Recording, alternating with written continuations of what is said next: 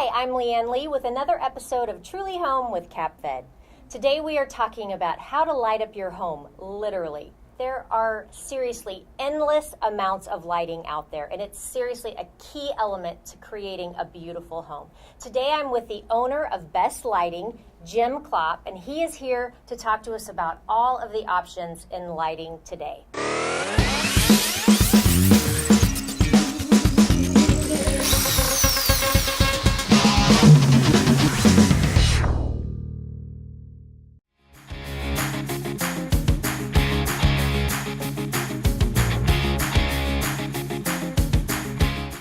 Jim, there are so many options in lighting today. Tell me what you're seeing as the current trends. Currently, the trends are all over the map. It's virtually anything goes. We're seeing a lot of industrial, we're seeing contemporary, we're seeing bling, we're seeing things that have been around forever being repurposed. We're seeing LEDs that change the whole form and function of how things are done, because now shapes are possible that were not possible 20 years ago. And you've been doing this forever. So, I mean, how do you even know what to buy? You try and see what your market is. You try and see what people are looking at online. It's amazing how much stuff is brought to us from something like SD and Pinterest that we realize we have to attend to that. Sure. Yeah, I mean, you see the TV shows and all those different things, and I guess you have to meet that market. You just have to try and find what fits your market, but you can't really ignore any market because the public's too smart anymore. Sure. And nobody is left behind on this. It's all right out in front. So we just have to sort of throw a lot of stuff out and hope that it works. Right. Well, you've done a good job. You've been in business a long time. So we can't ignore the whole environmental factor. And I know LEDs are a big thing. And I can admit that I was skeptical because I didn't like the first traditional LEDs that came out. And you've got some samples over here. So talk to me about the LEDs, the different color options, and just why someone picks LEDs over a traditional incandescent bulb. Okay. LEDs, they crossed the line about 2 years ago, where the cost of them versus what you're going to gain in energy savings and just total life of the bulb really made it's an obvious choice. It's one of the few times I've ever seen a engineered program actually be successful. And so colors, the problem is a lot of people don't know what the colors are that are available in LED. And so you get people coming here saying, well, I tried LED, they're horrible. And the first thing we find out is they were actually talking compact fluorescents. Are those the scrolly? Yeah. Okay. Yeah. And that take like 20 minutes to heat up? Oh, yeah. Okay. Yeah. And that's all old technology. Okay. Get rid of them, throw them in the trash. Okay. Or actually take it down to where they have to be disposed of properly. Okay. New technology. Tell us about that. Okay. LEDs, light emitting diodes, basically they were originally designed to go up to 50,000 hours. Now probably the most practical ones are either 25,000 hours in life or up to 15,000 hours. Okay. But what happens, you get a big color difference. So like in this particular light, we've got a color temperature of 3,000 degree Kelvin, which is a term that no one really has paid any attention to before. Okay. But that just tells you how white it is. Okay. So like the higher the number, the whiter it is. So like this is a 3,000. Okay. Really pretty white. This is a 2,700 degree Kelvin.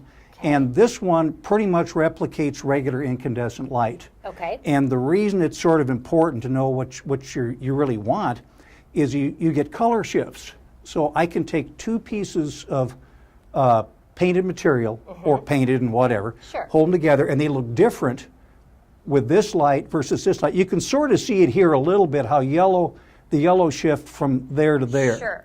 And so it can really make a difference, on where you purchased your material, what lighting it was under, to what type you use. Okay. And this, would you say, is used more for, is this more task lighting, more office? This would be more what? Yes. Living room, right. Bedroom, cozy areas? Yeah. Okay. LED is sort of like fluorescent in the respect that it's directional light. Okay. And so when you have something like, I have a blue one up front I can show you later, but they're much whiter, and this is good for task lighting. It it will bring out definitions. This is what's mostly comfortable for most people. Right. Okay. All right. Well, this has been amazing. I'm learning so much about lighting. Now I would love, can we take a tour? Well, sure. All right.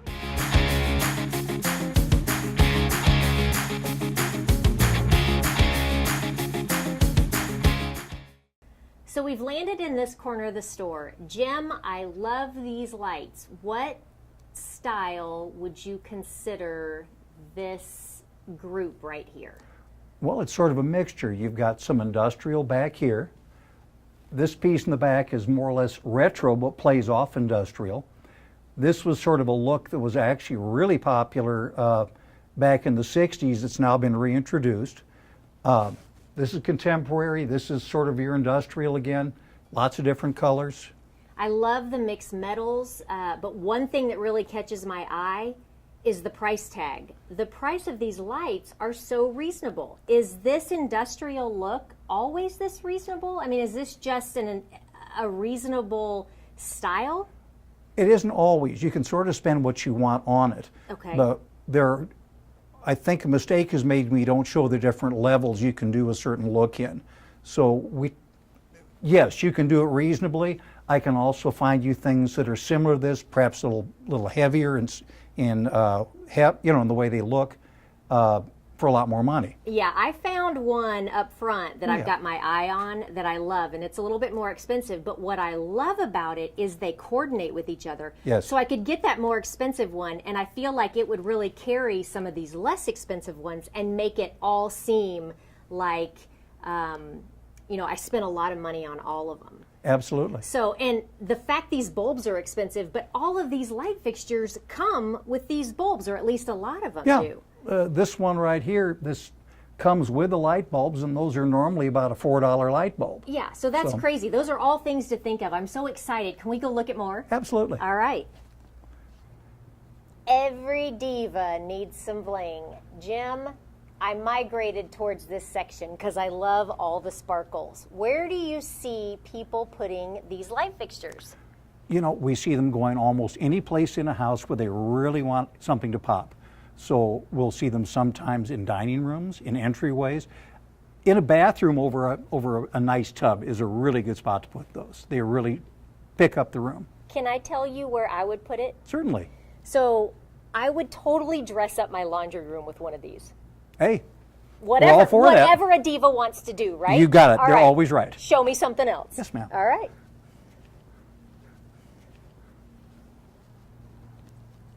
Okay, now over here we have a style that was really very popular about 10 years ago, and it's still actually used quite a bit today.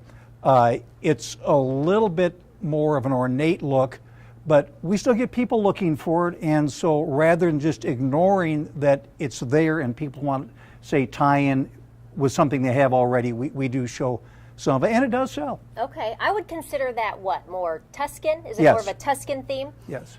What I like about it is, they're substantial pieces. I feel like if you wanted to incorporate some of those because you had them, you could spray paint them, you could change the color of them, but you could also really update the look by incorporating some of these other pieces in it and really change the look in your house. Do you agree? Absolutely. Well, I had my eye on some geometric pieces over Okay. here. Can we finish our little tour by looking at those? Well, sure. Awesome.